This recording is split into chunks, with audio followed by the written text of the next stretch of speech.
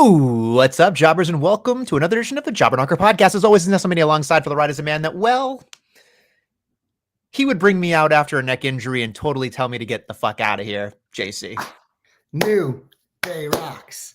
New day rocks. We're gonna get to that, baby. Don't you worry. Sooner than you might think. But first, Nestlemania, I believe we have some business from Saturday where there was an event called Survivor Series War Games to discuss. I'm glad you did it. My kids are not asleep yet, so I'll just keep them up even longer. So thank you for that. Yeah, we have, you have them yelling War Games yet? Because if not, you should. That's a good point. It seems passe at this point because it's happened already. Wait till next year. Wait till next year. Yeah. I'll just get an audio clip of them going, War Games. It'd be great. Anyway, let's start off with Survivor Series here. It's a tight race in the Jobber Knocker predictions, by the way. I just want to give a shout out to our boy, the Joe Stopper, who is atop the leaderboard. Oh, huge Wang gang. War Games. Here he comes. What's up, Wang? Out of the gate. He's here. And so we've got a lot to talk about here. Let's go right to Survivor Series here. It's a staple in WWE, one of the big four. We have the women's War Games starting off here where the baby faces, Rhea Ripley, Bianca Belair, Naomi, and Io Sky, as well as Bayley, beat all the nonsense of the heels there. 38 minutes and 15 seconds. I find that hard to believe that it was 38 minutes. It felt like an hour. What say you, JC? So we have a lot of things that we can discuss in this match, but my biggest takeaway from this match is Nia Jax fears chairs. Not only taking chair shots, she fears giving chair shots. This was brutal, and we have praised her for the past year. You could argue she's one of the most improved on the roster this year's comeback, been a well-deserving champion, but this is definitely a black eye on her reign because this was absolutely brutal. You can't be in a type of match like this and do what she did in that match because it took away from all of it. It was a damn shame. So that was my biggest takeaway from the match. I also think, we wanted to give out MVPs because it's fun to give out awards. And I think we have the same MVP, Nestle. Who was your MVP of this match? I think we both agreed that it was Raquel Rodriguez. Yeah. The only one giving and taking every move and bump. Everyone else was pussyfooting around. Raquel was whacking, thwacking, and shellacking. Whacking, backing, and shellacking. With her bandana that you love so much. She is the worst dressed wrestler of all time, with the exception of Diamond Dallas Page before he actually got over. I'm telling you this much, and I love Diamond Dallas Page. He's one of my faves. But no, this match was one of those things, we have to tell everybody we did watch this, together. So we try not to be together on everything, but I think we both agreed up until like the last 5-10 minutes of this match. This was a rough watch. Tough.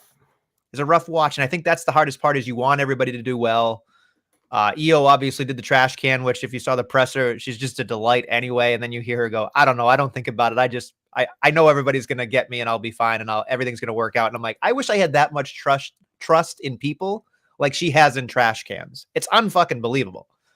It's unreal. But anyway, she would be up there too. But again, I think that was definitely a highlight of the match as well. I just think, nobody talked about Tiffy going off the top either, but it was in sync, I guess was the best way to say it. But it was a good match. I don't think we'll remember it overall. I think if you go to top War Games, it will not be in the top 10.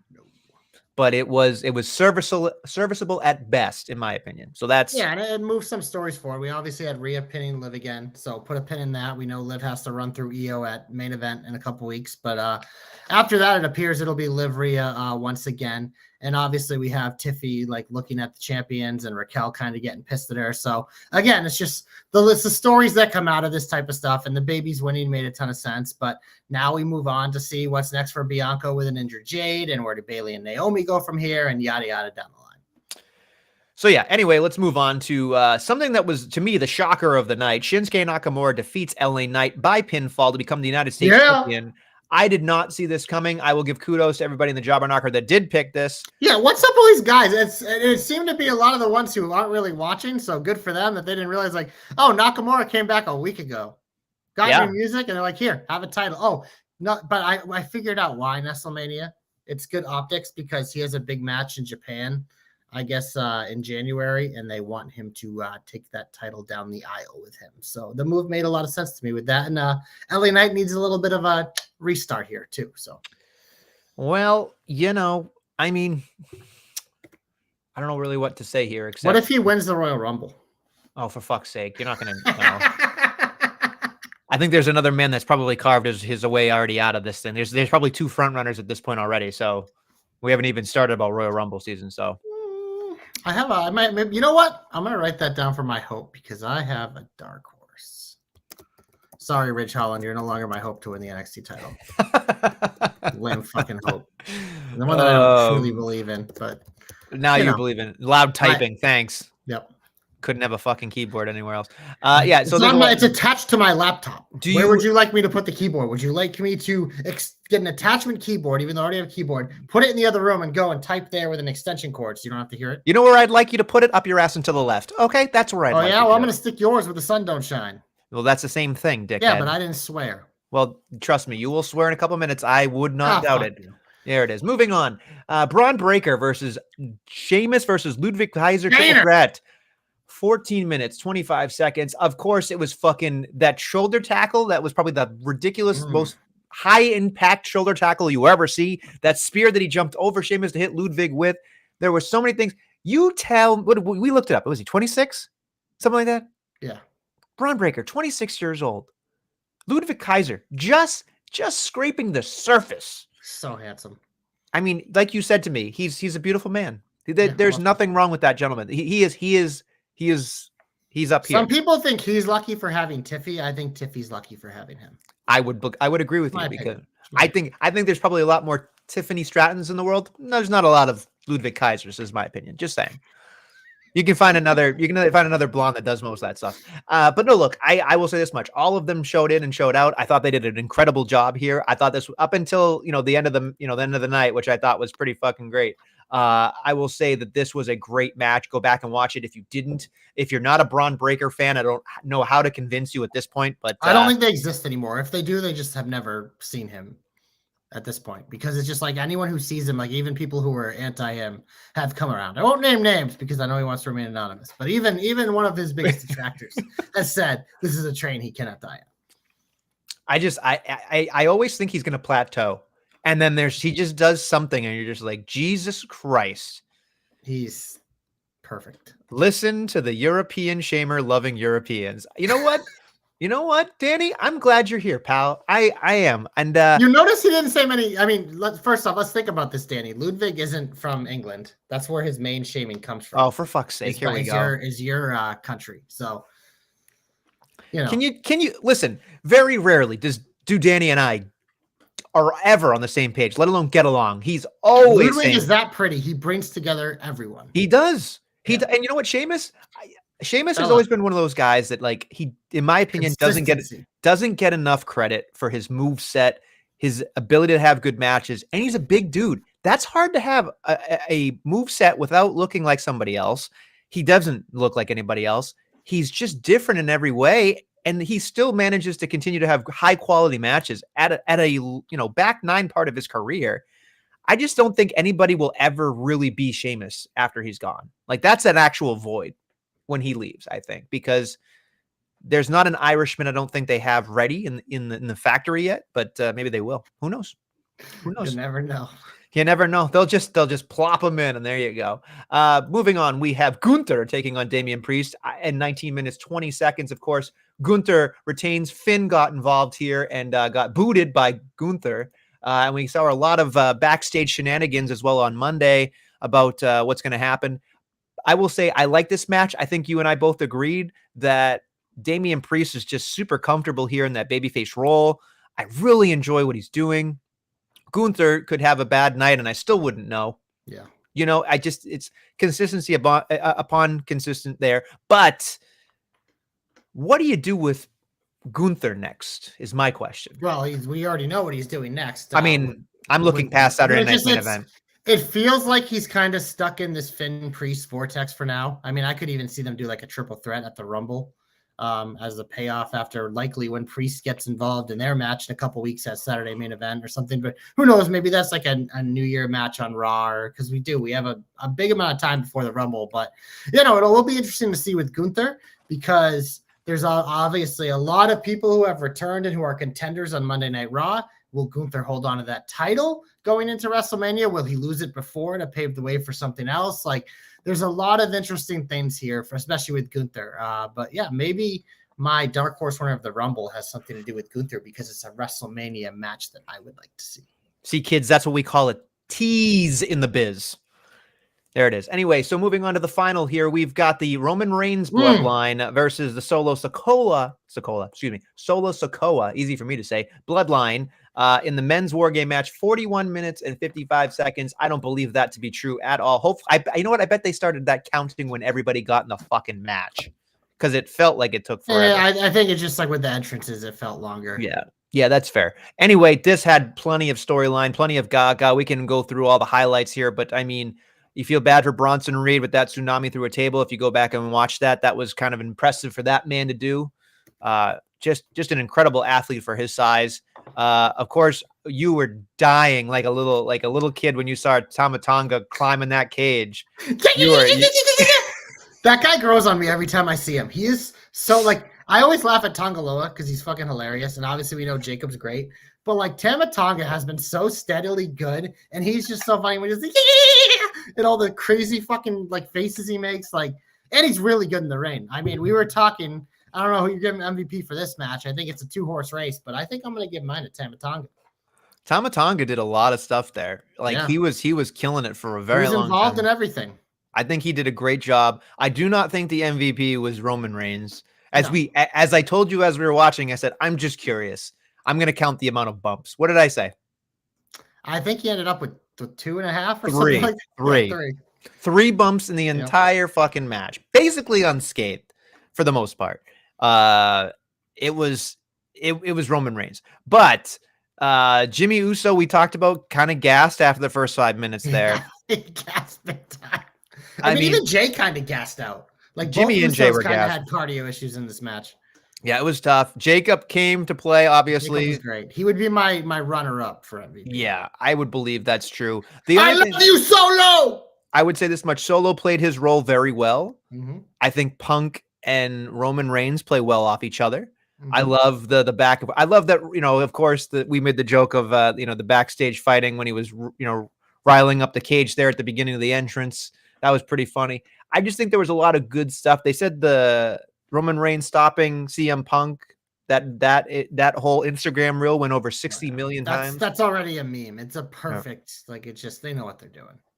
And that's the thing that they really do well, is that one little moment is now something that will stand. That is I wouldn't say it's like a top 10 moment or anything, but it is a moment you will remember. And I think that's one that you have to put a pin in because it's going to be important down the line. And obviously we know the big story of what played out after this match is that Punk has a confirmed favor from Heyman. That can be anything or whatever. And we will find out what that is down the line. And that is another big, like, that's the thing. Like, you look at this match, there was so much going on, but it was like all these little things. It's like, this isn't for now. This is for like in 6 months, but it's extremely important. And it's really the gift that keeps on giving. You think it's done. You think it's going to be bad. And now you're like, okay, well, we're probably back to Solo and Roman Reigns at some point for the Ula Fala at some point. They've each pinned each other at this point. So there's got to be something here, right? So it's going to be something else. And of course, you can believe what you want to believe. We don't really talk about dirties, but there is a certain final boss that just finished up wrapping his movies. So Netflix is coming in January. John Cena's coming back. I mean, you're gonna be inundated with so many possibilities at this point. So it is going to be super fascinating to me. Think about this, right? This just across my mind right now. Just imagine John Cena versus Jacob Batu. And here's Cena. That might be Cena's last match. And here's why. Here's why. One of my favorite Cena matches of all time. Cena versus Umaga, Last Man Standing Royal Rumble. And there's a very, very real feeling of Umaga through watching Jacob Batu wrestle. So I would say that's pretty awesome. But again, very cool. Overall, did you feel like War Games lived up to the hype? Did you feel like it was kind of somewhere in the middle? What did you think? Everything that needed to happen at this event happened, which is my biggest takeaway. Was it my favorite PLE of the year? Absolutely not. But I think the triple threat was great. The Nakamura surprise, it's always good to have a surprise like that. And the men's War Games obviously was very entertaining. So yeah, no, I think it's a very solid. I'd probably give it, like, if we're doing grades, like a B-ish, because I enjoyed it. It's something that I think it did what it had to do, but it wasn't something that super stood out as great. I have a feeling that they kind of, I wouldn't say sandbag, that's not the right word, but I feel like they probably felt like they were trying to taper the expectations of this, knowing what they have going forward with Royal Rumble, with Netflix, with WrestleMania, Elimination Chamber, John Cena coming back for the next year, all that stuff. It feels like it just felt like they were giving you the best they could for what they could at that moment. But they didn't want to give us everything, which I understand. Well, and the other thing is, especially with these war game matches, is pretty much all your top stars, a lot of your top stars were in these two matches. So it's like you're not going to get as many of the crazy moments because these are the stars you want to protect. So it's like that's why like I kind of thought Candice would be a crash dummy and stuff like that because it's just like they're not going to put like Nia at big risk, and clearly she did not put herself at big risk. And then in the men's match, like we talked about with Roman, but we knew Punk wasn't going to do crazy shit like. They're not going to want Solo to get injured and stuff. So it's just like Jacob had the moment, like the scare, but I think he was fucking working it like he did last time. But I think that's the one thing is like for this, I think these matches, and that's why they're great in NXT, to live up to their ultimate potential is you need people who just don't give a fuck and do crazy shit. But when you have these great enriched storylines, I'll forgive a more safer match. Okay. I tend to think that we needed more kind of crash test dummy stuff. But you got to have different stars in there. You can't have Roman Reigns and CM Punk doing crash test dummy stuff. You can't have Nia Jax and Liv Morgan doing crash test dummy stuff. You got to put other people in the match then. Okay, that's fine. I'm just saying. I personally would give it a C, but that's just me. No, yeah, you're Mr. Not the next segment that we're doing. So okay, that's fine. Anyway, go ahead, because you want to go in the shine. Go ahead. Always in the shine, baby. And you know what? I thought Monday Night Raw was a great show. I could put almost the whole show in the shine. But wow. I mean, what's the name of the episode? New Day stops. Everything that people are talking about was that fantastic New Day segment where Kofi and Woods undressed Big E pretty much and have officially become heels. And it also leaves the door open that maybe there is a chance for Big E. It's not today. It's not tomorrow. But there might be a new day someday where Big E is cleared to wrestle. So, yeah, I know how you feel about this segment. You let that go on the old Twitter machine and took some grief for it. Well-deserved grief. But I overall enjoyed it. But I'm going to give you the floor here because I opened it as a shine. And now you can try to bring down the shine, and then I'll bring it back up after. How about that? So, like I tweeted, no. First off, Bertsky can suck an egg because he's going to be there. Be like, you don't understand. He's not alone, man. The majority, because I obviously didn't watch this till later, but everything I pretty much saw on Twitter was very overwhelmingly positive. For this That's fine. That's fine. Like I said to everybody that gave me shit, I'm sure it will work. But I don't care. Like I don't care. I don't. That's the problem. Here's the thing. We were sitting here, and you included. I mean, you were the one that was orchestrating and just advocating for what? Woods. Everyone's heel turn. He's a heel. Right? Not what we wanted. I know. I will give props where props is due. Triple H pulled a swerve. It's a swerve, bro. I get it. Good stuff. I like that. What I don't like is weeks and weeks and weeks and weeks and weeks and weeks of the New Day, Kofi and Woods specifically, at each other's throats. They had the big blow off last Monday where you're like, okay, something's clearly going to happen. And then Big E comes out to try to save the day. And again, all of it made sense. It's fine. But Big E's out there and they do the whole thing and they go, oh God, like, here's what's going to happen. I'm going to be your manager and until I get cleared. And they're like, you're not ever going to get cleared. And then they both turn on him and they make him, walk away with his tail between his legs. What I have a big problem with is there was a moment last week when they were yelling at each other where Kofi Kingston said this phrase. He said, there's a reason why E and I would never let you drive. There was a reason because you weren't good enough. And when they said that line, that made me feel like what they did on Monday. Now you can spin it however you want. That's fine. That segment didn't feel like it was complete, in my opinion. And that's the part that bothered me. You couldn't attack him. So like we're leaving hope. We're leaving hope that he can be there someday. People are saying the Royal Rumble and all that shit. Okay, fine. I'd be soon. I don't think it's happening. Okay, let's just play out a hypothetical scenario. And if I'm wrong, that's fine.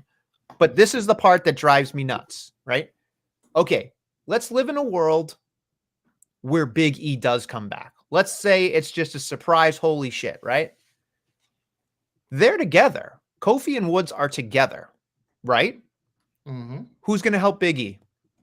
Doesn't need help. He's Big E. Nope, that's a dumb answer. Who's going to help Big E? Odyssey Jones. Fuck you. Give me a real answer. I don't That's have what a I'm real asking. answer. That's because that's the problem. See, you're looking at it all wrong. Because here's the reason why I like this segment. Because I understand what you're saying, the way they set it up, but I think that's why the swerve worked well is by doing that. And like they put in the little throwaway line to protect themselves of like X and I talked a lot of this week and we worked it out, I believe Kofi said. So that's how you kind of cover yourself. But here's my big takeaway. Here's my big takeaway for this Nestlemania of why I like it. First off, like Big E's always like he's become the biggest babyface in this group. That's why they made him a world champion, whatever. Then he had the awful injury, went away. And so it's like if there is an opportunity for him to come back, when he comes back, he will be one of the biggest baby faces, if not the biggest baby face in the company. So by having his friends turn on him, you prop him up there to cement him there. But here's the big thing for Kofi and Woods. And we've talked about this in this whole thing. What have we said over and over again is the upside for Xavier Woods? Oh, maybe he wins a mid-card title and that's it. And then Kofi, yeah, his best days are behind him. But the value of these two together, especially without E, and especially in like the short term in the next year, is them as a tag team. And we're talking about how they're trying to revamp these tag team divisions. Well, you've now made it very easy for them to be one of the most booed acts on the shows, no matter what. Big E doesn't have to be there. People are just going to fucking hate Kofi and Xavier because of what they did on Monday. New Day sucks chance. What they did, they attacked their beloved friend, one of the most beloved people who has a injury. Like it just like that's my big takeaway from it. It's like if they are truly focused on rebuilding this tag division, which seems like they are, a heel New Day who is now going to get Dirty Dom levels heat most likely every week would be very important for that rebuild.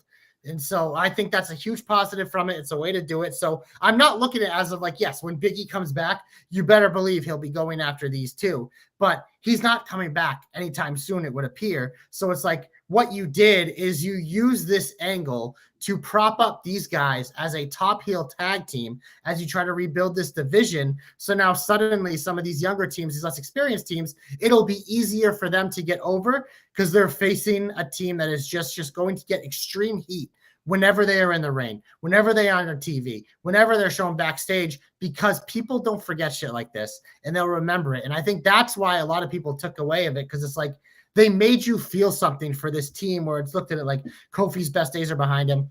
Xavier's probably level mid-card, but now you have a reason to just fucking hate these guys every time you see them. So now you can spin that and use that as an effective angle. It's something that like in the moment I didn't see, but the more I thought about it and as I watched them, like, you know what, this could really work. And we'll see if they're serious about building this tag division. Like this is an important piece. And I think that's probably still where these guys are best suited, as much as we had the dream of like, oh, an Xavier Kofi feud would be fun, but it would be like, okay, then what? At least here we have the longevity of them of like, whenever they're on TV, they're getting fucking booed. It's going to help everyone else. It's going to build this division up. And then you still get that payoff that you'll want when Big E comes back and beats both these boys' skulls in on his way to regaining a world title, assuming he ever gets cleared. Okay, so then let's go down the hallway of he's never going to be back. Let's say then you use this angle to give these guys a longer career as a top heel tag team. Okay, but my question is then what? Because here's what happens, right? Either way, it's a then what scenario. Because if you ask for Big E to come back, he needs a tag partner. He needs something. He needs some reinforcement. Yes, he does. No, he doesn't. Yes, he does. Because he's not going to be a tag team wrestler. But he needs somebody to help him to get through that particular point. Because if you do a triple threat, that makes no sense. They don't need to do a triple. He'll just have individual matches, most likely with both of them. Or God forbid, they can do a handicap match and he can beat them because he's big fucking E. If he's going to be your world champion, he can beat them.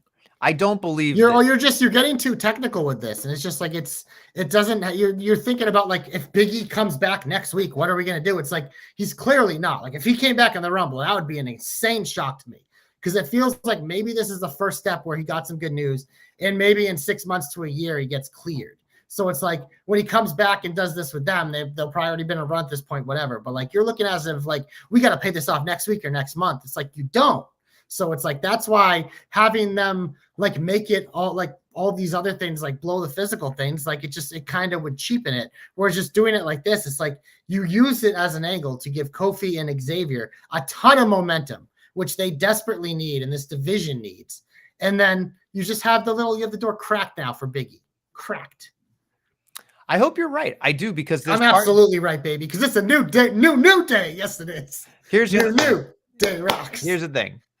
The other thing that bothers me from a storytelling point of view is that they didn't figure anything out. Like, there's still issues. So it's like they didn't resolve anything. They just blamed Big E. We have to trust that throwaway line, but I think that's why the swerve wouldn't have worked if they didn't do what they did last week. So I understand because I agree. Like, there is a lot of flaws and they did it, but like we have to trust that stupid offhand one-line comment Kofi made. And I think that's personally lazy, because here's my thought. I don't think it is, because it made the angle, it made it more effective. I just don't. Everybody was clamoring for it, saying it was like this, that, and the other thing. I thought it was good. It was not great.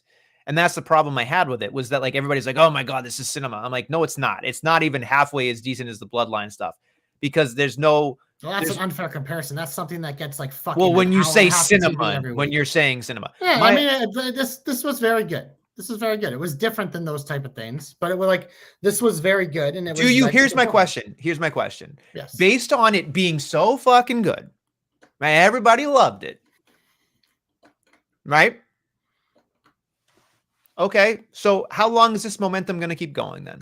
I mean, before they get stale. Like this, it's like, you know how you see how it is with Dom. Like, once you start getting insane heat, like, it's just, all they have to do is every time, if people forget a little bit, they just mention Big E's name and the fucking place will go nuclear.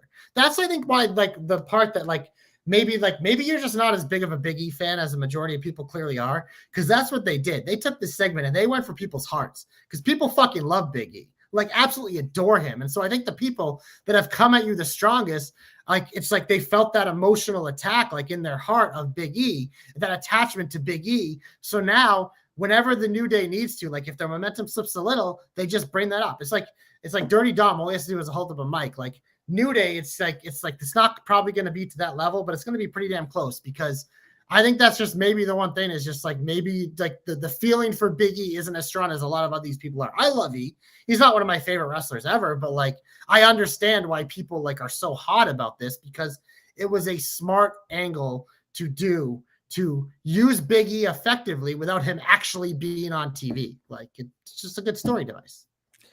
Okay. Well, we'll be sitting here and see what happens. But like I said, I think there's too many holes in here for it to work out, and they threw away a line in there, but whatever. It's fine. I'll say this much. I don't believe that Big E is sitting on the sidelines. They wouldn't have done that, because there's no payoff if they did what they did. I agree. I think there's going to be a payoff. I wouldn't expect it to be imminently, and I would be very surprised. I think the door was probably opened a little bit for down the line, and they said, you know what? We got to do something now to kind of spark some momentum here. And he's already involved in our shows. He's on the panel every pay-per-view, pretty much every PLE. He's on there. It's him. And I'm afraid I've got some bad news for you. And they're on with, like, I believe it's Jackie pretty much every time. So he's still around, and maybe it'll be ramped up, but I would be shocked if he was like an entrant in the Rumble or something like that. I feel like next year, if he comes back and wins the Rumble, that wouldn't surprise me as much. I don't know if he's going to be world champion again. Like, I don't know if that's a thing. I think by doing stuff like this and turning the two like most important people in his life against him, it's an easy way to bring that. And like I said, I just think that like your love of Big E, like the people clearly have a huge love for Big E. Like I said, I love him too, but not as much as clearly a lot of people do. But I think that's where a lot of this is coming from. And that's kind of like why you're getting the really emotional responses from people. And that's why I think like they have an opportunity when he does return to fucking do a great run with him. Just like a fucking easy baby face run. Our boy Bursky says, too worried about looking ahead rather than taking the segment for what it was. That shit was well done. Look, you know what it is for me? It's that I think in my head, for some reason, I wanted some physicality. I know that that's not fair, but it felt like it needed it for me. I think the things they were saying, like that cut deeper than punching him in the face to me. Here's the thing. Like, it's wrestling. So the drama adds with the physicality. So I felt like it needed something. I know you can't knock him down if he's got really, he is still hurt. I get that. But just something, anything, a shove, some type of physical altercation here, a nudge walking by, something. because there needed to be something to feel like, okay, there's connective tissue here. It just made me feel like they went for the jugular. That's friends and stuff. I get that. But I just feel like there was something missing, and I don't know exactly what it is. And you're probably right. I don't have a giant attachment to Big E. I love the human being. Like, I think that's great, but I don't know. It's not the same. He stuck his arm out to stop. That's not enough. That's not enough, Bert. See, I don't even care about the physical, because I thought the psychological damage they did to E, who came back like thinking, I'm gonna help my friends, I'm gonna be there supportive, and they turn it on being like, where have you been? Like, I don't care if you got injured. And them setting the examples of like Xavier, like, I couldn't even walk, but I was still here. Just like, and just saying they don't want you, like, to me, like, that cut deeper than like an aimless push could have done. And that you'll get, if when he gets cleared, we'll get all the physical we need. So it's one of those things, like, you know, it's like, do they need to have physicality before the match, or do they not? Sometimes you do, sometimes you don't, you know? So for me also, like I said, I just have to make this point one more time. Even with Big E being gone this entire time, he showed up once. They turned the heat onto him. That's fine. He's going to go away, and then we're going to go back to this version of the New Day, and they're still not going to they're magically going to get their shit together. That's the weird. part you're missing is just like, they're going to get insane heat. Like, they're no, I know, but what you're doing is you're taking logic and you're throwing it to the side because this is going to get nuclear heat. And I get that to a certain extent, but at the same time, like, where's the logic in it? I think this is the problem where we get in trouble by doing a podcast every week and talking for a long time, is we sometimes dive too deep when it ain't that deep, bro. It was just like, that's why I like that throwaway Kofi line. I keep citing it, but to me, it's just like, it's like, this wouldn't have worked as effectively if they didn't do it. And like, sure, like, maybe they still tease Ascension, but it's one of those things. These guys have been together 10 years. It's been a week since they had that fight. You think two people who've known each other for 10 years haven't talked for 7 full days and possibly worked something out? They clearly had. So I think it's just one of those things where, like, I wouldn't get too hung up on it for you, because it's just going to ruin the experience for you. Yeah. Because if you're too obsessed with like a detail that isn't really significant at this point. I'm just going to go out on a limb here and say this is not going to work. So yeah, well, they're Nestle cursed. It's going to fucking go to the moon. Like I said, I'll come on this podcast and say I'm wrong, but there is something about this that feels like this was a misstep somewhere. I don't know exactly where, but the segment could have been better. That's all. It's okay. You're a hater. It's all good. That's why I'm here. And Bertsy can sit there and fucking be a dick all he wants. So. Bertsky's not being a dick. He's just disagreeing with you and telling you you're wrong. Sour. You're the one getting all emotional about it. You ain't wearing. Is that the Nestle Curse shirt you're wearing? I did that on purpose, by the way. Yeah. Go buy it at tpublic.com/jobberknocker. That's all. tpublic.com/jobberknocker. Go get your Nestle Curse, or just get a Nestle. You know, get a Nestle Curse anything. Get a fucking t-shirt. Get a sweatshirt. Get a coaster. Get a tapestry. Get a mug. That's what I should have. Yeah, there's a tapestry in there, I think. I think people call them like banners or flags. I know, but it's called tapestry, I think, on the actual website. Anyway, let's just move on to the rest of this, because there was a lot of good stuff this week. There was on Nestlemania. There was a ton of good stuff on the show. There was a ton of angles. We mentioned, obviously, the Drew return at the end, but there was a lot of stuff that happened before there. CM Punk kicked off the show. Out comes bitter bitch Seth Rollins and cry me a fucking river, all mad. Takes a cheap shot. Sammy J break it up, so now suddenly they're involved. Yada, yada, yada. Sammy and Rollins ended up with a match. Jey Uso's attacked. It was clearly Drew McIntyre. So what were your big takeaways from all this stuff? I just love it because it's starting to feel like we're getting closer to Rumble season. So we're seeing all these contenders come out where everyone's all fucking mad at each other. There's all this fallout from the bloodline teaming the same way it was with KO. Like, Seth is upset that they're teaming with Roman and this and that. And then obviously Drew's going to be upset because they teamed with fucking CM Punk. So there's just a lot of, you mentioned connective tissue in the last segment. There's so much connective tissue here. I'm like in a fucking cocoon, baby. It was not. By the way, Bertsky, you right now, there's no way if we put up a Nestle Sour t-shirt that you'd buy it. I'm not going to make a t-shirt design unless you buy it. Do you even buy any of the Jobber Knocker merchandise? No, he doesn't. Yes. I've seen him wear his Knocker gear. Well, then put it out on Twitter. Show me that you wear it. Send me a picture. All right? If you're going to talk shit about me, buy the merchandise. People disagree with me because I have a bad take. I'll buy 5. Give me a fucking break. Give me a fucking break. Better be a fucking sweatshirt. You seem like a sweatshirt guy. Look, I thought the start to Raw was fantastic. With the exception of CM Punk trying to fight with his hands, other than that, because that was like, flashbacks to UFC being like, Well, he's old. What do you expect? But I love that aspect of pointing at the sign. I see my road somewhere, somehow, some way. And then, of course, Seth Rollins comes out. They do whatever. I love the line that Sami Zayn said, something along the lines of like, "Hey, what's the matter? You all right?" I just saw what happened in NXT and who won the match. I was shocked. Who was it? Ren Sinclair. She's an good. Iron Survivor. She's I good. really do like her, but I'm just shocked with all those names. Like you had Cora Jade, Jada Parker, and all them in there, and they're going with Ren. So good for her. She's got a lot of charisma. We'll talk about that later in the show. I really like Ren Sinclair. She's got a lot of charisma. So I don't think NXT could do wrong at this point. No, the line that I loved was at least Jay has an excuse. What's yours? You're not family. And then he said, well, you created the monster. You created the monster that we had to put down. So that's your fault. And I was like, oof. Like they just kept going for it. And he referenced how Sammy did the same thing. He hit him with a chair. So just like Seth makes it's the same thing with like KO. Like you understand why they're upset.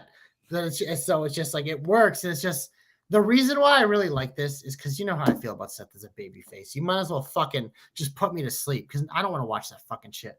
But you start to give Seth an edge, maybe make him a little evil, maybe dare I say heel, then I'm interested. And they're at least towing the line here. Who knows if they go all the way, but it's like this type of Seth, any type of edge with Seth, I'm more interested in Seth. I'm not interested in the fucking baby face, fucking milquetoast, fucking lame guy.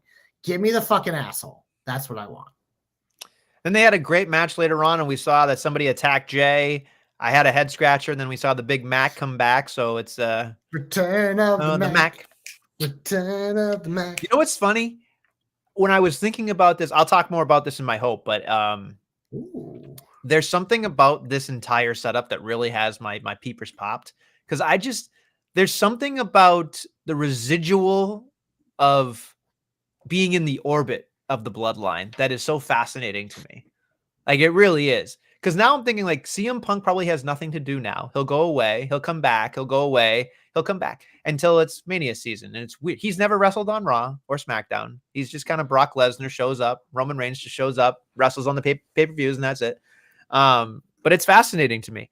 But I thought that was really well done across the board because I think Mac, I didn't know what they were going to do with Mac when he came back. And now we have a clear idea of where we're headed. And I'll be curious to see what happens.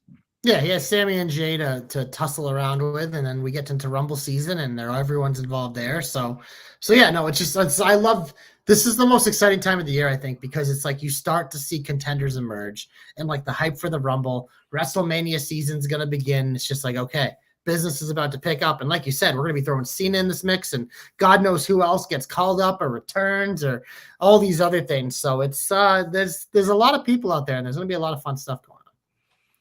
Anything else that you thought was positive you want to bring up? The other stuff I really liked, I don't really want to walk over future segments of the program. So what else did you like this week? Well, I feel like we can't really talk too much about SmackDown specifically because it feels like it was kind of like. I don't remember anything from SmackDown.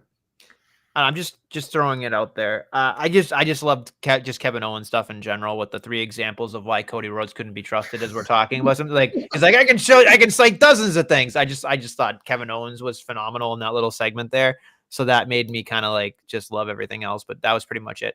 Over on Raw specifically, and now stop me if I'm not supposed to talk about anything here, but I thought there wasn't too much wrestling on this program, but there was really good wrestling on this program. I thought this was one of the best Raws I've seen in a long time for the most part. The Gunther Dom thing was very interesting to me. I love that Dom got his shot, and I love the way it happened. I thought it was very interesting because I was sitting there going, people were like, oh, Gunther's a babyface. I'm like, you didn't listen to the crowd, guys. It's not a babyface. I was like, they were chanting Dirty Dom at one point. Yeah. I mean, I think in this, the way Triple H does things and runs this, you can get away with heel on heel and face on face every now and then. Like it's like him and Dom aren't feuding, but you can get away with it just because everything they did makes sense. And that's why I think Gunther and Finn can work.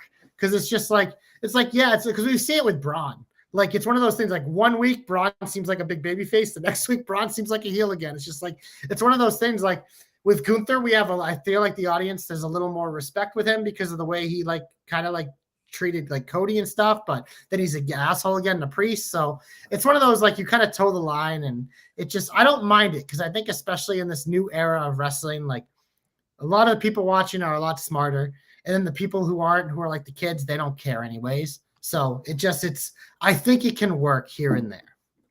Okay. Do you have any heat? Should we get heaty? Get him off my TV, get him off my TV, get him off my TV. Do you have anything that you want to talk about? I mean, it's not heat because I thought it was fucking hilarious, but I think it's heat because it's like they put in so much work this year to rebuild Pete Dunne. And then he gets Jobber Alert and he's in this goofy feud with R-Truth. And again, I appreciate it. It entertains me. I think it's funny. I love the Butch stuff, but it's like they just unraveled everything they did for the poor guy. But again, I think it's funny and I love R-Truth. But yeah. I just don't know what else you can do with Pete Dunne now. It's like we're waiting for that's what I mean. I've always been I like Butch better, so I'm part of the problem. But I love Butch. I mean, I think Pete Dunne's great. Unfortunately, if he was 6'2", he'd be taken seriously. That's unfortunate, but that's where we are, and it sucks. It sucks because he's really fucking good. Like he's amazing. Really He'll have a job amazing. forever if he wants it. But he's just in the wrong time. He's in the wrong place at the wrong time right now. I am curious your thoughts on, let me make sure I have it right here. So we have this random match here where it's Damage Control versus Liv and Raquel Rodriguez, and Mommy gets her head slammed at the end here. It seems like we're just full steam ahead with this whole, like, Rhea Ripley will get hers at some point. So it makes me feel like it's only a matter of time that EO will lose at Saturday night's main events. And I always hate that stuff where I'm already past what I'm supposed to be looking at directly. Like I'm already looking to the next thing. And I hate that I feel that way because I think EO is one of my favorite people to watch in general. And I think Liv's been doing a great job, but it just seems like as long as Rhea Ripley is there, anybody that's in close to Rhea Ripley is always second, third, or fourth fiddle. And the tough part with this is because I completely agree with you. It does. Like it makes me not care about Liv EO as much, but it's just one of those things. Like I'll probably enjoy the match, but I feel like we can say this about a lot of feuds because there's always that person that, like, this is the person that you expect to be real. Like we just talked about it with Gunther and Priest, and that didn't really take out much of enjoyment from there. We're like, Priest isn't going to win, but this makes sense. Like EO getting a shot makes sense. And it's just like, I talk about all the time. I know with like taking breathers between things, this was been like Rhea's still around, but it's a breather of just doing where in the Vince era, it'd be like 6 straight months of Liv versus Rhea one-on-one over and over again. At least here you get like this little bit in between, so it kind of spaces it out. But again, I understand completely what you're saying, but it's just one of those things. Like do we think Finn Balor is going to beat Gunther? No, but there's going to be a storyline device that comes out of it, just like there will be in this one. Fair enough. I like to be able to, I think wrestling is best when you can't call it. Yeah. I think that's the most fun you can have when you're actually excited to see what happens. That every month. No, I understand. Yeah. That's a fair assessment. I'm just saying for me, I'm having the most fun where I'm like, holy shit, there's a chance. And I don't think like right now we're on the down slope before Netflix. Like I feel like Netflix is light the stick of dynamite, no pun intended, and let it fucking walk away and kaboom, here we are. We're ready to rock because it's, Royal Rumble, Elimination Chamber, WrestleMania, and then we're going to be off to the races there because I assume it's going to be a fucking wild ride to get from Elimination Chamber to WrestleMania specifically. I expect that. I have high expectations for that. I don't think I'm going to be let down. I just feel like right now we're getting to NFL playoffs soon. You know what I mean? Like we're in the nitty gritty of the NBA. It just feels like there's so much going on, and this is the time. Holidays are coming up. We're going to get our Miracle on 34th Street fight, I'm assuming. Yes. All that random shit. So but you say that though, but then you just said a few minutes ago how this is one of your favorite Raws of the year. So it's like they're still putting on great shows. They are. No, they are. Previous regimes, they definitely weren't. Like I completely agree. December was always like a throwaway month, but like if they're still able to be in this time that we're talking about, because I agree with you, but still put on these banner shows and have all these stories setting stuff up, like. Because look, we just talked, like we just made the joke, like, oh, no heat this week. Like it just, so you know what? It's just we're coming off a PLE that we thought was above, above average, but it's like we're still hyped about all these things because it just we're living in a very boom time, and there's so many good superstars. The right people are in place to bring out some of the best work of a lot of their careers, It's exciting time, and it doesn't look like it's going to stop anytime soon. When you look down at NXT and stuff, it's like there's a whole nother crop. It's just like this shit never ends. The amount of talent, like it's special right now. It's special. Should we get hopeful then? Glorious. You're my only hope. You want me to You go first? You want me to go? Did you write down your hope? I did. Okay, I can talk if you want. Well, does yours like play off something we just talked about? It was more about the Mac return, but that's fine. Okay, well, yeah, do that. Okay, so my hope is this. As I was thinking about this on Monday, as I was watching Mac come back, just looking just phenomenal, jacked, racked, ready to rock. So I was thinking to myself, man, this fucking guy's great. He went after CM Punk for how many months, and then that's over.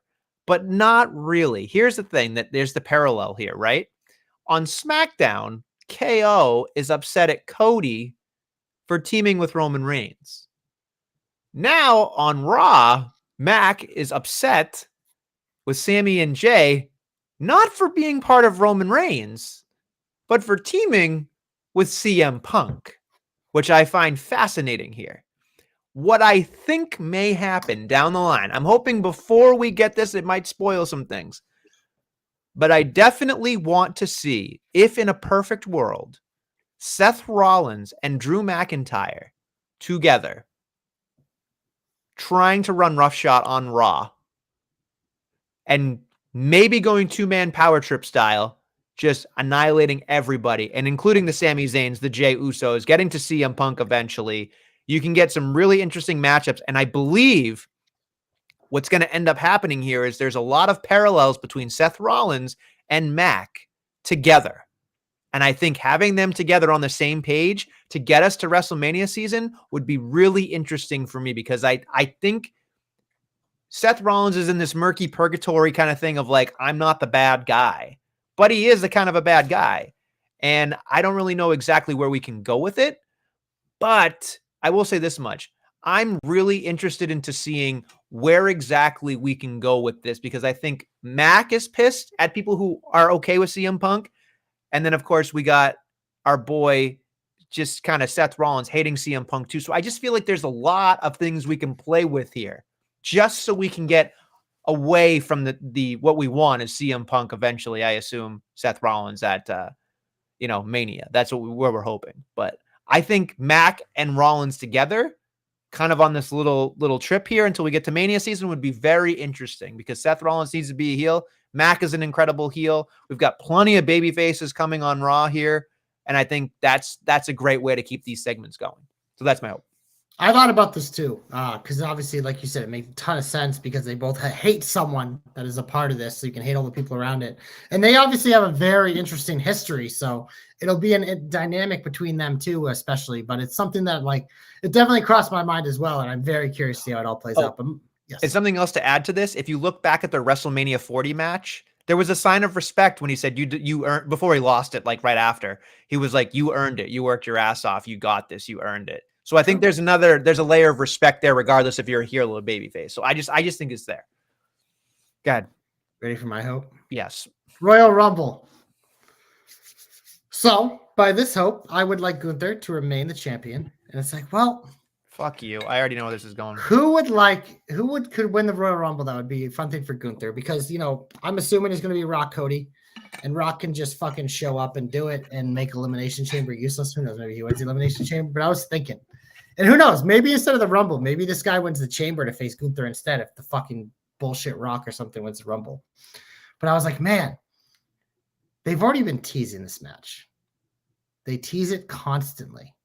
And you know what, Nestlemania? You probably think I'm going to say Goldberg. I ain't fucking say Goldberg. That's going to be a fun match. Sure. Do it, whatever. Do it at Saudi at some point. But let's just fucking put the rocket ship now on. I'm fucking ready. Give me Braun Breaker, either to win the Rumble or the Elimination Chamber. Challenge Gunther for the World Championship at WrestleMania. They have been teasing the fuck out of this match. It even continued on Monday. They're continuing teasing. I'm like, man, they are really leaving a lot of breadcrumbs if they don't go somewhere with this. And who knows? Maybe it's not for the world title, but it's like, it's one of those things. Like, Gunther's done a great job. I'd like to see him continue to hold this, because I think he deserves it. And I think you could do Punk Rollins without a title. Like, I know Punk wants to finish his story and all his bullshit. It's like, bro, you're old. You're not Cody. Get over it. It might not happen. But I was thinking, I was like, man, And we see it all the time. We saw it with like Roman Reigns. There's like people were so hot for him to win, and then they didn't do it. And they waited a year and it wasn't the same. I guarantee you, if Braun is in contention at the end of this Rumble, people are going to be hot. People are going to be barking. People are going to be hot for him. It's like, oh my God, a young, fresh face who can do it. So why not pull the shocker of the century and pull the fucking trigger? Braun Breaker, main eventing already, and a young man. And fuck yeah, have him beat Gunther, because he's one of the few guys on the roster where I look to him like, that's a believable guy to take out Gunther. So you know what? Fuck it. Hashtag JC knows. Hashtag JC hopes come true. Let's fucking do it. Why the fuck not? Braun Breaker's rookie year on the main roster went way better than even I could have imagined as one of the biggest believers in Braun Breaker. So why not fucking pull the trigger? You got all these dudes going on, and like, who knows? Maybe Cena wins it, whatever. It's like, nah. Give me Braun Breaker. Give me the Stallion. Give me the young stud. Give me the future of the company. The future is now, baby. This mofo is ready, and you have the perfect dance partner for him to put on an absolute fucking meaty, slappy, physical banger at WrestleMania, baby. You're going to be really upset when Goldberg beats Gunther at WrestleMania this year. First of all, Gunther and Goldberg face for the title. No fucking way. No fucking way. Gunther is losing that title before WrestleMania, so he can lose. He might face Braun Breaker at WrestleMania. No, he's not. That is the dumbest thing I've heard all day. They literally have been teasing this match for months now. I'd be shocked. I'd be shocked with the amount of people who probably are in line for it. I'd be shocked. Like I said, who knows? Maybe it's an elimination chamber thing, depending on what they do for Cody's title. If it's God, if The Rock won the Rumble, I would. Somebody was saying I would be so fucking soft after that event. I know.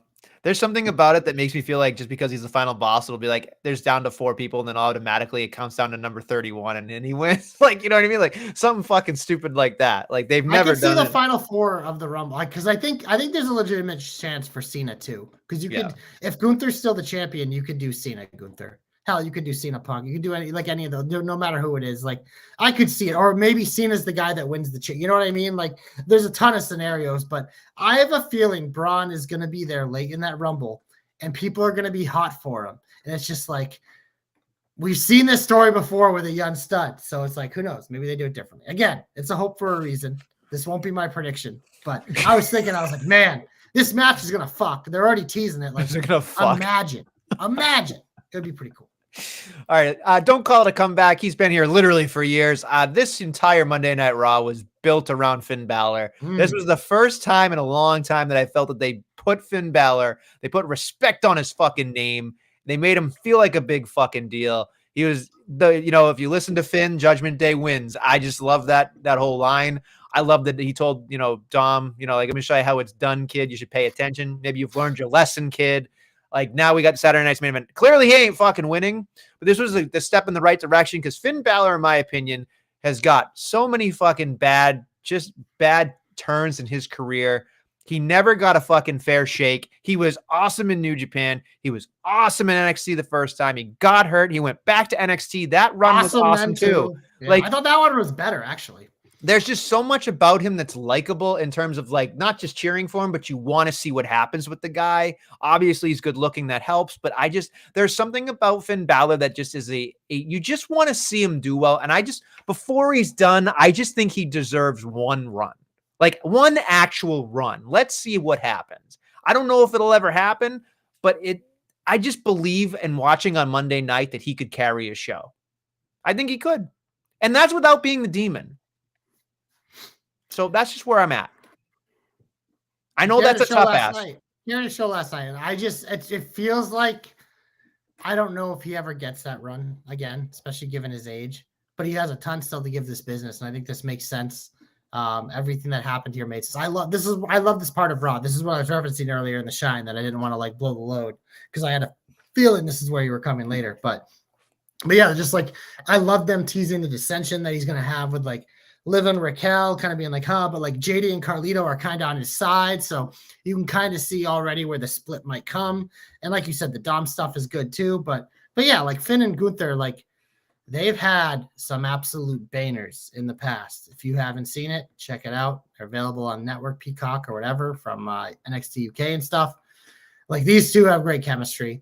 And you know, we like we said earlier, we know it's going to end up with Damian Priest coming back. And who knows? I'd be all for a triple threat with these three guys, whether it was on the first Netflix or Royal Rumble or something. So it's just like I'm cool with all going on. But yeah, Finn's the man. Always been a Finn guy. Always will be. I sadly do not share the optimism that he'll be a world champion again, like you do, though. So let me just get this straight. You're willing to say that a guy who has a neck injury may never come back has a better chance? Yeah, because if he comes back, he'll be the biggest fucking baby face on the planet. I don't think Finn Balor's like a 42-year-old small guy who's whoa. Yeah, it's wrestling. There's too many people like you that size shame. If I was in charge, I'd fucking have the JD McDonoughs of the world be the world champions, the true workhorses. Nobody would watch the show. There's too many fucking size shamers like you. Listen. Finn Balor is not that old. You were on this program talking about how old Damian Priest is, and he still got his fucking shot. Was it 2 weeks ago you said that? No, stop. It's the same fucking song and dance here. No. Finn Balor's 43. I was giving him too much credit. He's 43 years old. Finn Balor can get another run in him. 43 years old. He's younger than you, but that's not saying much. The fact that you think Finn Balor isn't going to get another world title run is ludicrous to me. Ludicrous, considering who's in charge. Yeah, but we could say that about 30 guys on the roster in Nestlemania. Even though they doubled the world titles, there's still only 2. And these reigns, I don't know if you noticed, but they're not fucking hot-shotting these titles around very much. How many world heavyweight champions have we had? 3? How long has Cody had that title? How long did Roman have it before that? Like, these things aren't fucking hot potato around. We're like, oh, yeah, we'll give it to Finn for a month. Now we'll get it back to Priest. Oh, throw it on Gunther. That shit's not happening, bro. People are getting long reigns. There's a long list of people. I don't think he's on it. I'm just saying he's got a lot left in the tank. That's all I'm saying. I agree. He's great. He brings a lot. And he could wrestle another 10 years. Look at those fucking abs. All right. Anyway, come back for you. Yes. I was trying to do her song, but it's Dakota Kai, baby. The big win. One of the favorites to win the first ever Raw Women's Ice Intercontinental fucking tongue twisting title, whatever the fuck they're going to call it. She got the big win in the triple threat. So no Shayna Baszler. I thought it was hilarious. That was Katana Chance's first ever like singles non-tag match. But yeah, it would have had to do. Dakota is advancing. And she's a stud and we love her. And I'm happy to see her get a win. And she's likely going to be in the final. And I would be very pleased if she won. I mean, we're all hoping that's the case, but there's also some other people in that that you're cheering for as well. Yeah, I hope I would have Zelina fucking Dakota final. We can't lose. 2 studs. You are not going to want to hear from me if my asshole is going to tighten up if Zelina Vega's in the final. Yeah, you won't. That match is next Monday, Nestlemania. And I will say the thing that helps you is Lyra is in this match. Lyra is a heavy favorite. But here's the thing: it's a triple threat. And Lyra's still new to the roster. That's exactly my point. Yeah. I'm hoping Lyra wins, but I have a feeling Zelina Vega is going to sneak it out, which is going to be upsetting. Because I'm looking at that bracket, I'm like, okay, babyface needs a heel. Babyface needs a heel. I'm like, fuck. But Dakota is technically seems like a babyface. So yeah, but it doesn't fucking miss a tournament. No, I know. My prediction, so we can predict the tournament if you like. I think that lower bracket, I have a feeling it's gonna be fucking like Zoe Stark. It's gonna be Dakota. No, Zoe Stark is in the bottom bracket for the side for Dakota Kai. So so I mean, I think it's gonna be Zoe versus Dakota, and then I think it's gonna be Zelina versus Natalya. Okay. I don't know. I mean, I hope it's not Natalya and Zoe, but give me Kaden Carter in an upset. It'll be her first ever singles match, probably too. I mean. To me, it's like it's not going to be Raquel because she's in stuff, so it's probably going to be Zoe Stark, right? Yeah. Who's it's sure as hell. It's Zoe, Raquel, and Zoe, Raquel, and Kaden Carter. Thanks for coming. Yeah, so it's Zoe. And then it's like, but here's the dark horse, right? Here's the thing that like throws me off, and you're gonna fucking be pissed off at me. You got on the right side of the bracket, you got Lyra, Zelina, and Ivy. It ain't gonna be Ivy. It's either Zelina or Lyra. Let's say it's Zelina, right? Let's say they're both baby faces, so you need a heel on the other side. On the bottom of that bracket, you're going to have Alba Fire, Kairi Sane, and Natalya. Now, here's what I'm going to say is going to upset you. Natalya has like 3 uncles that were the Intercontinental champions. That's what I'm saying. I think she's definitely winning the first round matchup. Like the final 4 is like it feels so easy to predict. Like it feels like those 4 women. What happens from there, who knows? But it's just like Natalya's definitely winning that triple threat, I think. Definitely. There's no chance. Yeah. Should have never done that impression in front of you. There's just no chance in my mind. I would love Kairi Sane, but I don't. I love Alba Fire. She's fucking one of the best wrestlers on the roster. We never get to see. But we never get to see any of these women. So I just feel like Natty has that fucking pedigree that I would be like, what if they gave it to Natty? The whole I could see her being a first. That's the thing. Is like, yeah, they actually said this is the last Dakota, first. Zelina, Lyra, Natalya. Those are the 4 I think. They did say this is the last first she'll ever need or have. So it's like, there you go. It makes a lot of sense. It makes a lot of sense. But is she gonna get booed out of the building if it's not fucking Zelina or well, I don't think she'll get booed against Zelina, but Dakota. if she beats Dakota, she might get booed. So that's why you might do Natalya. Imagine Natalya Zoe final. Oh boy. God. The only person who would enjoy that would be Guthrie. Yeah. Anyway. All right. But yeah, that's part of the big old finish. So we've already transitioned there. That triple threat will be next Monday on Raw. Also on Raw, we have the battle of the heavyweights in the women's division, Rhea Ripley and Raquel Rodriguez. They've had some good matches in the past. And then we have a 8-man tag Nestlemania. The Wyatt Six take on Final Testament and The Miz. We didn't already see this, did we? I feel like we did. Not with The Miz. We saw a 6-person. I Okay. think Uncle Howdy watched from his chair. Okay. Well, but yeah, that's a preview for Raw next week. You know what? I'll give it a watch. I don't know what the fuck we're doing, but I'll give it a watch. So I can't hate on it. It is what it is. Yeah. I don't know what's on SmackDown. I didn't really see a preview, so well, it's fine. I'm assuming it'll be Survivor Series Fallout. I'm assuming so. Shall we go to AEW? No, we're gonna predict deadline first. Okay.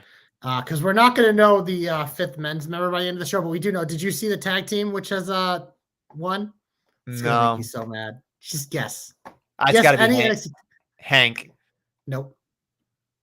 Oh God, is it out the mud? Nope, it's worse. Oh, fuck. Who won the other match earlier in the night? I don't remember. I told you, Ren Sinclair won it. Yeah. Oh, the fucking quarter catch crew? Yeah. Tavian Heights and Miles Bourne are the #1 contenders and are getting a pay-per-view match against Fraxium. Oh my God. So here we go. We're gonna preview it right now, baby. That match. Fraxium can tag team match for the NXT tag team titles. Fraxium defends against no quarter catch crew, Miles Bourne and Tavian Heights. I couldn't give less of it. Do I have to actually? Did he put this down as a fucking sheet? Do I have to put actual predictions in this? I don't fucking know, but Fraxium's winning. There's no fucking Fraxium way. is winning. Double TC Quattro Centuple. Fucking. He put it in here. He fucking put it in here. Oh my God. We've been working on the knockers today too. We're gonna have those lists finalized soon. So there's only 4 matches on his one, so you're gonna have to. Yeah, there's 5 matches. They literally just added a match like now. Okay. And we're gonna go there next because I'm very fucking excited for this. It is an NXT Underground match between Jada Parker and my girl Lola Vice, match of the year contender here. This is obviously they did one match before. But it's NXT Underground. That's Lola's match. So Nestlemania. Give me my girl, Lola Vice, to beat my other girl, shoulder shimmy, Jada Parker. I love both these women. They're studs. I do both win 1,000,000 world titles. Lola Vice is super special. So is Jada Parker. It's a tough toss-up, but like I said, they're probably going for match 3, so you got to pick Lola Vice. So Fraxium and Lola Vice, we're definitely on the same page there. We're in lockstep so far, Nestlemania. Next up, we'll do the NXT Championship match before we get to the Iron Survivors. Singles match. Bischoff did something tonight with them. It appears there was no stipulation added, so it appears to be a regular match. Whoop that trick. He defends his championship against Reg, the motherfucking Fridge, Holland, baby. I'm assuming Trick is going to win, but I'm very intrigued here that maybe they pull the rug out under us here and do a little Ridge upset. I think they need to make him being Trick. They need to make him. They haven't made him the star of the show yet. Like they have for the most part, but I mean, he was when the CW launched pretty much. Right. But I think like on all the fucking promos. Yeah. I mean, like that's your gravy train right now. He's a young, good looking guy who works and talks and does everything he can. So I think they're just grooming that guy. So I just, you got to pick Trick, baby. All right. Well, we do know one of the final Women's Iron Survivor, #1 contender for the NXT Women's Championship. We know 5 women: Sol Ruca, Stephanie Vaquer, Zarya, Julia, and Ren Sinclair. Nestlemania. I'll go first on this one. I'm picking Julia because I think Julia might beat Roxanne at the next event. Okay, that's fair. I'm gonna go with Stephanie. All right. Because I don't. Is it Vacker? How do they I've say heard it? Vacker. I've heard Vaquer. I've heard. Okay. I'm gonna pick Vaquer because I just feel like they have. It feels like both of them. I mean, Zaria would be cool, but I feel like that's probably not gonna happen right away. Zaria feels like she'll end up going after Fallon. Yeah, I don't know. There's something about Stephanie and Julia. They're always gonna be kind of like in lockstep together. It seems like they're always gonna be compared to each other. So We I don't thought know. that with Finn and Tommy too, and that didn't happen. Oh, But yeah, no, okay. these two women feel specialer than that, for Specialer. sure. And yeah, this match will probably be super fun. The rules are a little convoluted, but they're always a super fun match, and it kind of makes a star out of it. So I'm excited to watch it. The men's Iron Survivor, like we said, we do not know the fifth person as of this taping, but we do know that there are 4 men in this match: Wesley, Javon Evans, Nathan Frazier, Ethan Page. I wouldn't be surprised. Whoa! Wait a minute. Nathan Frazier's pulling double duty? Yeah, and I wouldn't be surprised if his tag team partner, Math Boy, also pulls double duty because that's kind of the storyline they're going for, and it's the second chance match. Wow. Or it could be that fucking guy, Eddie Thorpe or whatever, after he pushed Ava last week. So there's a real chance here that Fraxium could lose these tag titles. Yeah, because they're not focused. Lose to fucking no quarter catch crew. No, I feel like I should change my pick, but I don't have. Go ahead. No, I can't. If it was like OTM or like even a Hank or Tank, I might pick them. But the fucking no quarter catch crew just seems fucking out of nowhere. They're like the one team I wasn't thinking about that would be on a pay-per-view. But yeah, so I'll let you go first on this. Obviously, we don't know the fifth person, but who's in the fifth? Who's in the do Wesley, or die? Javon Evans, No. Who's in the do or die? The people who lost. It's the people who lost. We don't know who they are though, dude. It's Axiom. It's fucking the other dude, Eddie Thorpe. They're doing something with. And then the 2 other people who lost, I don't remember who they were. I mean, it's got to be probably if it's Eddie Thorpe because of what they're doing with Shawn Michaels there. I'm gonna go with the safe pick and pick Wesley. Yeah, it feels like this is a match made for Lee or Evans. I think they both work for different reasons against Trick, but I think I am going to go with Wesley as well because he hasn't truly had the shot yet, and it feels like he's at a peak right now, and it's do or die. And once he loses, might be time for him to go to the main roster. So okay. And then, of course, now it's time for AEW very quickly to watch JC pull his pants down and shit on it. Here we go. Just for Dynamite, anyway. We've got Anna Jay versus Penelope Ford. Yeah, ding. I'm in for that. That's not Continental Classic related, so I'll watch it. Swerve Strickland versus Max Caster. Head scratcher there. They kind of teased this last week where they had Max interrupt. Continental Classic action as Brody King takes on Claudio Castagnoli. Yawn. Continental Classic action here as Shelton Benjamin takes on Kyle Fletcher. That's the one match I want to see in that bracket, so I'll watch it, but I'm not going to give a shit about it because I fucking hate this tournament. And then, of course, we've got Pac taking on Jay White. I could give 2 fucks about that match. It's odd to me. So explain to me. I mean, I have my own thoughts about the Continental Classic, but you said it's an automatic channel changer. It's just, I don't like it. I just don't. It makes the show because it's just like the show just becomes like these random things. And I don't know. And I didn't love the way they did the brackets this year. You didn't mention the Rampage match. I believe it's Ricochet versus Commander on Rampage this week in the Continental Classic match. Yeah, I did that on purpose. Yeah, fucking Christ. I don't know. It's just, I fast forward it. I just don't care. It's not something that really holds my interest because I don't give a shit about that title. And it literally makes AEW, it brings out the worst in them because it's the easiest way to not have stories. And it's just like, that's already AEW's weakness. So it's like, oh yeah, that's why I said I'm interested in like the Anna Jay, Penelope Ford. Maybe there's something that comes out of it. Like, I hope Jamie Hayter has another segment so we can get another Julia Hart tease. Like, I'm looking for like these angles. I'm not looking for fucking random Mark Briscoe match that I don't care about. Oh, I also forgot to add that we also have a Dynamite Dozen Battle Royal for the Dynamite Ring. See, now that has some of the story because now all of a sudden fucking Kyle O'Reilly wants to glom onto the MJF fame and he wants to wrestle him instead of Adam Cole Bay. So, yeah, I mean, we've got some weird fucking people here, but yeah, who's in it? We got, he's at 12 of AEW's best Pause for dramatic effect. Kyle O'Reilly, Lance Archer, Brian Cage. I like Brian Cage. Mark Davis. Who? The guy from the other Empire. Yeah. Commander. Adam Cole, baby. Yeah. I mean, it's an interesting way to get Adam MJF's Cole. in it too. The person that wins this fights against MJF for the Dynamite ring next week. Oh, gotcha. So I would imagine Adam Cole has to win this, and then of course, or Kyle O'Reilly perhaps. Kyle O'Reilly's going to win it because they're delaying it. Yeah. So I don't know. It's just, I don't know. 12 of AEW's best, and you have fucking Commander in there, and the fucking the irrelevant Aussie. Like, what are we doing? Don't lie to me, Tony. Well, it is. Do you like the Continental Classic? Seriously? Because I don't. Here's my lot. I don't want to go on a rant. I don't want to be here any longer than we have to. But there's something that has been just eating at me for a very long time. It's the idea that the normal American audience gives a shit about New Japan wrestling. Any type of Japanese style. It is not a style that can cross over to the United States as a whole. You're bringing the Continental Classic over to be the Americanized version of the Cup in Japan. That's what you're doing. You're making it a tournament that's the G1 or something like that. It is not that. And I'll tell you this, as a whole, as the casual fan, you cannot drop in on a Continental Classic and enjoy it as a casual fan.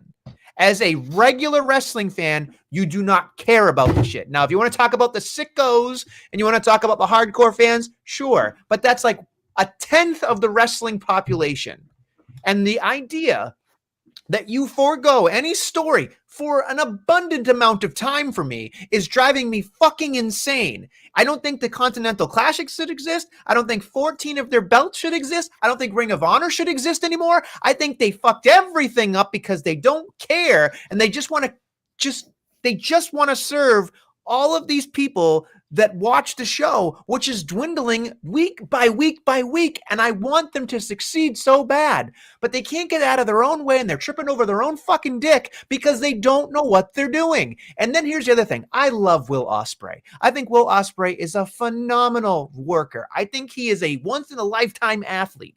But that video clip that I put out there about how the reasoning of the no selling is because when he trains with these guys in Japan, you have to have a last ditch effort, a burst of energy before you fucking collapse and no sell something and hit somebody and then you fucking collapse to the floor. And it's just like, what the fuck is that? Because here's my logic with it. There is no fucking logic with it because here's the thing. He actually, as much as I love Will Ospreay, he said this exact line. He said that the audience needs to understand that you can train that way to have that mentality of not selling, to have that last ditch effort and power up. It is not our responsibility as a fan of wrestling to be told what to do and expect us to just get it. It is your job as the wrestler. It is your job as the promoter. It is your job as the people producing a TV show to handhold us to enjoy something, to make a logical connection between something. Otherwise, if you're just fucking doing Canadian Destroyer over Canadian Destroyer for no fucking reason at all without selling, why would I tune into your fucking product? I love that. Because that's pretty much what I said. You just said it a lot more vehemently. I love it. So yeah, we both think the Continental Classic is stupid. It appeals to their 300K core fan base, but there's a reason why you barely do better than that in the ratings because there's nothing else for the rest of us. And I want them to do well. I do too. We still watch it. Like, we try to watch it. I try to watch it, and it is fucking painful. And then we didn't even talk about the fact that Mercedes and what's her name, Camille, just like severed the tie, like out of nowhere. Yeah, so they've been teasing it. They've been building grounds where I don't know. I just feel like there's. I don't buy Camille as a babyface, so that's going to be a hard feud to really sell. There are so many talented people, mm-hmm. so many talented people there. Mm-hmm. It is a shame that people don't watch that show. Mm-hmm. I agree. That's all I will make it better. If we're the people who watch it because. And I'm not even hate watching. I'm tuning in, hoping and praying. They were three weeks there. It was a string of 3 good weeks. I feel a responsibility that I have to watch this show. If not, I would have stopped watching it like a lot of other people, because even though I love so many of the talent there, it's just like I feel like I'm wasting my time. Okay, on that note, we should get the fuck out of That's here. why we save it for the end. Yeah, it is. I'll have to clip that rant. Anyway, on that note, thank you for listening and watching the Jobbernarker podcast. We'll be back next week with some more Jobbernarkery.